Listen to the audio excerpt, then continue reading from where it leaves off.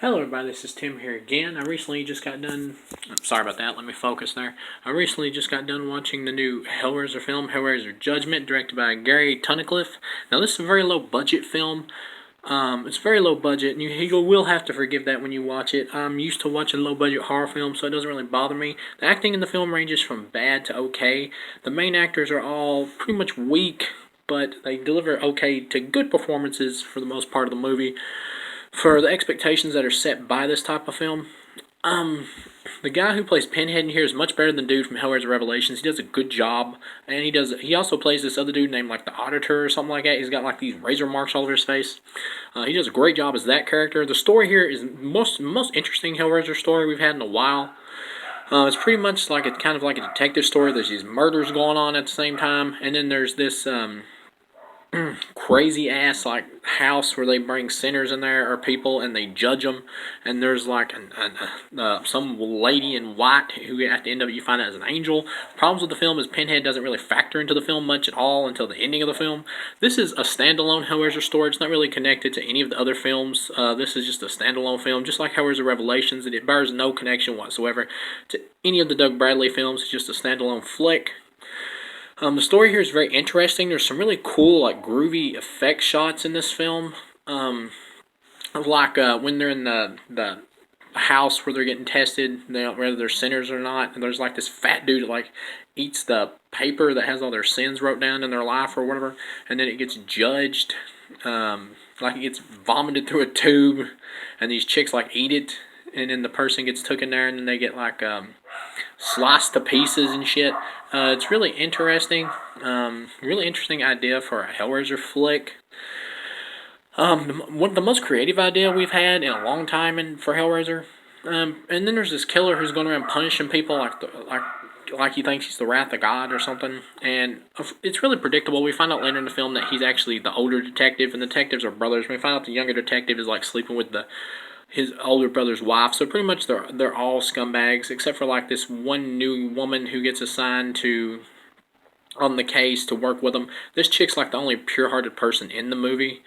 We get to the end of the movie. The Pinhead and the Auditor dude pretty much want the older cop's soul, and they get ready to take it, and then this angel shows up, and this is when the movie switches gears and it becomes like this whole bureaucracy thing. Like we find out the angel reports to God, I assume, and God wants this dude still out there because evil cannot exist without good, and vice versa.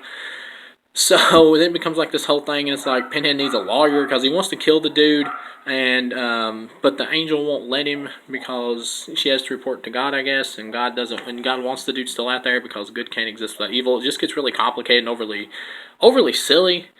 And so Pinhead releases the guy, but Pinhead notices a gun on the floor, and he knows that the righteous girl partner will shoot him when they go back to the regular world, and that's what happens, and he gets killed.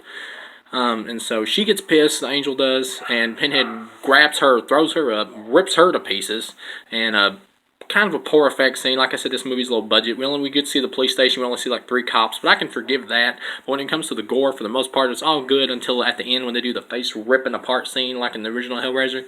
It does not work in this film because they just don't have the budget for it. Like the police station and stuff like that with just the 3 main actors as the cops, I'm fine with that, but when it gets to the end with the face getting ripped apart, they just can't pull it off. And then after that, Pinhead gets punished by God for disobeying him and killing the angel. And this is a very interesting ending for the movie. Pinhead gets punished by, he's like, I can handle any suffering. And pretty much God punishes Pinhead by turning him back into a mortal.